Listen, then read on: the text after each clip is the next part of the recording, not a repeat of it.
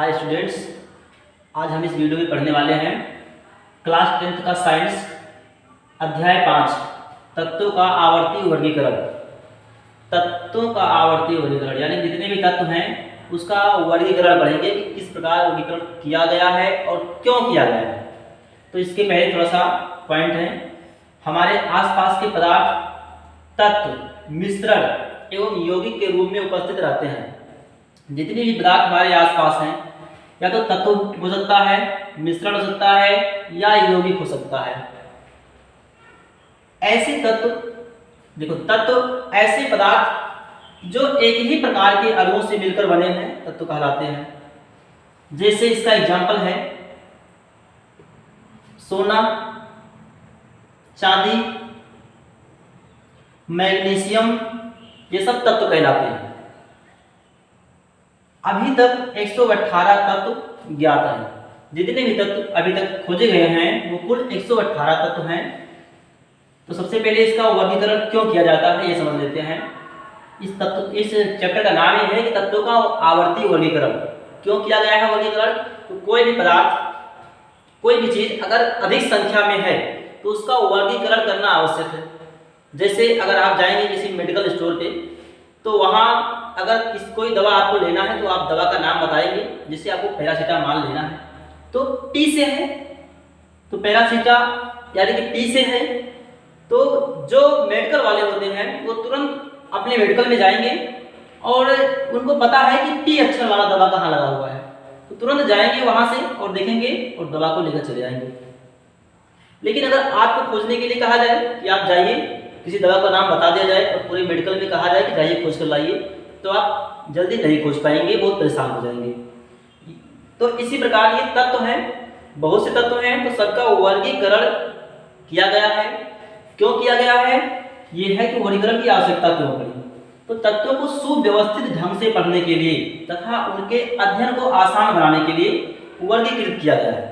जिस प्रकार से मेडिकल में सभी दवाइयों का एक वर्गीकरण कर दिया गया है, पी अक्षर वाले अलग, ए अक्षर वाले अलग, टी अक्षर वाले अलग, इसी प्रकार से तत्वों को एक ढंग से वर्गीकरण कर दिया गया है ताकि अध्ययन में आसानी रहे और पढ़ने में ये कोई दिक्कत ना हो। एक तत्व के बारे में अगर आप जान लीजिए तो उसके समूह में जितने भी तत्व आए हैं सभी का पता चल जाएगा, सभी के बारे में पता चल जाएगा।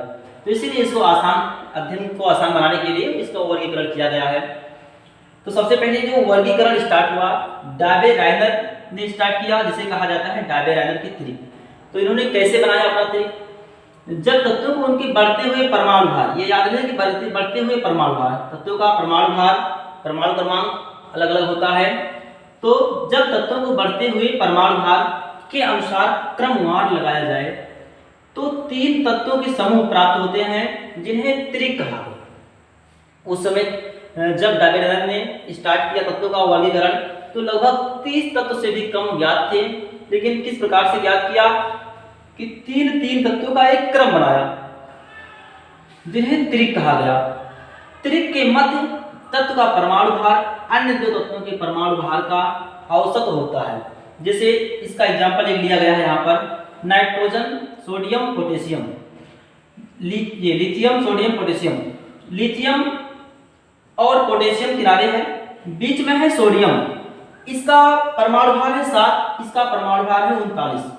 अगर दोनों को जोड़ दिया जाए 7, 39, 2 को जोड़ रहे हैं, 2 लोग हैं तो 2 से भाग भी देना पड़ेगा, तो जो आएगा वो 23 आएगा।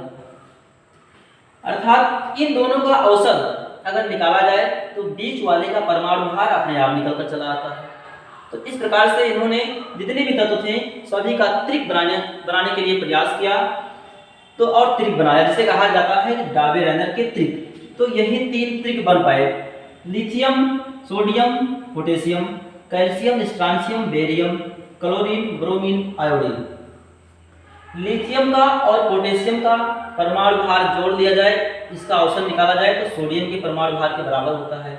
इसी प्रकार कैल्शियम और बेरियम का परमाणु भार का औसत स्ट्रांशियम के बराबर होता है। इसी प्रकार ये क्लोरीन और आयोडीन के परमाणु भार का औसत ब्रोमीन के बराबर होता है। अब लास्ट में आता है कि इसकी सीमाएं क्या है।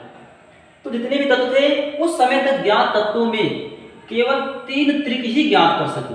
तो और ज्यादा ज्ञात थे, लेकिन जो इन्होंने त्रिक बनाया वो केवल 3 लाइन पर, यानी 3 जो थे 3 त्रिक इसी पर काम करता है। लिथियम पोटेशियम का औसत सोडियम के बराबर है, तो इसी प्रकार से ये 3 त्रिक ही बना पाए।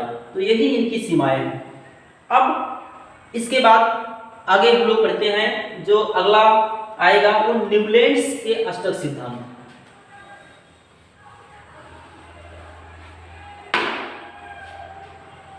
इसके बाद आया न्यूलैंड्स का अष्टक सिद्धांत।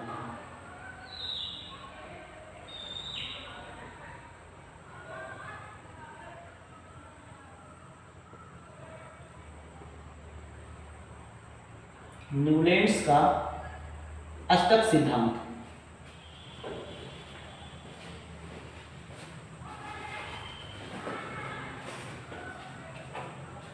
अगला है न्यूलैंड्स का अष्टक सिद्धांत।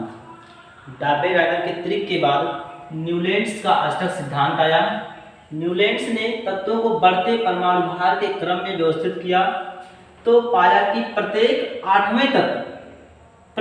आठवें तत्व के गुण पहले के समान थे। अर्थात जो 8वां तत्व था वो पहले तत्व के गुण के समान था उसके। इनकी तुलना संगीत के अष्टक से की गई तथा इसलिए इसे अष्टक सिद्धांत कहा गया। इसकी तुलना जो पहले तत्व था उसका गुण जो 8वां तत्व है उसके गुण से मिलता जुलता है, और इसकी तुलना संगीत के अष्टक से की गई। जैसे संगीत का अष्टक है सा रे गा मा पा धा नी सा, फिर आ गया सा। तो इसी प्रकार ये है कि हाइड्रोजन से स्टार्ट किए तो हाइड्रोजन लिथियम आ गया, क्योंकि हीलियम की खोज उस समय हुई नहीं थी।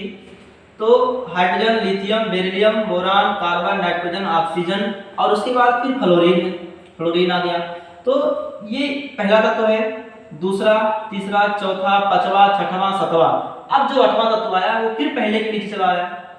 इस प्रकार से चाहे जहां से आप इसमें स्टार्ट कीजिए, जैसे यहां से स्टार्ट किया है तो 1 2 3 4 5 6 7 और 8वां तत्व ये फिर बोरान के नीचे चला आया। अगर यहां से स्टार्ट करें कार्बन से, इसको एक माने तो 1 2 3 4 5 6 7 8, 8वां तत्व कार्बन के नीचे आ गया। तो इस प्रकार से कार्बन का गुण सिलिकॉन से मिलता जुलता है। ऐसे चाहे जहां से अगर पहला तत्व स्टार्ट करो तो जो 8वां तत्व है वो पहले के गुण के समान होगा उसका गुण। जैसे कि संगीत में जो स्वर होते हैं सा रे गा मा पा धा नी सा, तो ये संगीत का स्वर है। तो जो पहला है वो 8वें के समान है, दोनों का गुण समान रहता है। तो इसमें चाहे जहां से स्टार्ट कीजिए पहले का गुण 8वें के गुण के समान है, इसीलिए इसे कहा गया अष्टक सिद्धांत। न्यूलैंड्स ने दिया। और अष्टक सिद्धांत क्यों कहा गया? क्योंकि संगीत के अष्टक से इसकी तुलना की गई, इसलिए इसे अष्टक सिद्धांत कहा गया। सीमाएं क्या है इसकी, यानी कि इसमें कमी क्या क्या रह गई? यह नियम केवल कैल्शियम अर्थात हल्के तत्वों तक लागू होता है।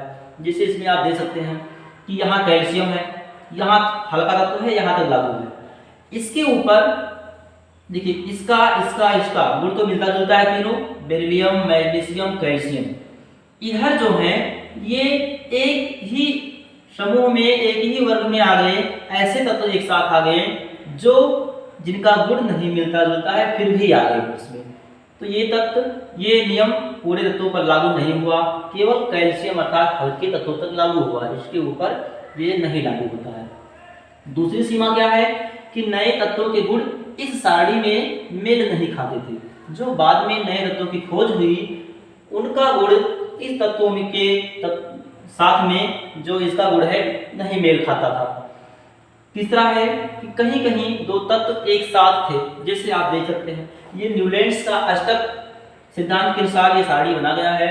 इसमें देखिए इसके नीचे आ रहा है, ये दोनों एक साथ हो गया, कोबाल्ट और एनआई को एक साथ रख दिया गया। ऐसे यहाँ देख सकते हैं आप दो तत्व एक ही साथ रखे हैं। तो ये सब इनकी कमी है जिसे सीमाओं के रूप में हम लोग पढ़ते हैं। ये एग्जाम में आता है कि न्यूलैंड्स के अष्टक सिद्धांत की सीमाएं लिखिए। तो पहला सीमा है यह तत्व, ये वर्गीकरण जो हुआ इनके अनुसार अष्टक सिद्धांत ये केवल कैल्शियम तक लागू होता है। इसके बाद क्या है कि नए तत्वों का जो गुण है वो इनसे नहीं मेल खाता है। कहीं कहीं दो तत्व एक साथ थे और असमान गुण वाले तत्व एक साथ थे, जिनका गुण नहीं मिलता जुलता है, जैसे ट्रियम हो गया, इन सबसे नहीं मिलता जुलता है, इनका अलग गुण है, तो इन सबके साथ रख दिया गया।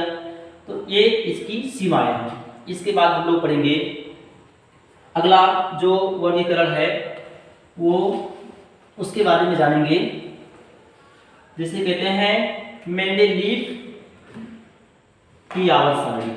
जो मेंडेलीव ने बनाया उसको हम पढ़ेंगे। मेंडेलीव की आवर्त सारणी मेंडेलीव के द्वारा दिया गया, और इसमें हम देखेंगे कि क्या क्या उसकी विशेषताएं हैं, फिर उसमें क्या कमी रह गई, उसके बाद कौन सा आवर्त सारणी आया। जो आधुनिक आवर्त सारणी आया है वो मेंडेलीव की आवर्त सारणी के बाद संशोधन करके इसी में अनेक वैज्ञानिकों ने संशोधन किया और उसके बाद फिर अगला सारणी आया जो आधुनिक आवर्त सारणी है। इसके बाद हम लोग पढ़ेंगे मेंडेलीव की आवर्त सारणी।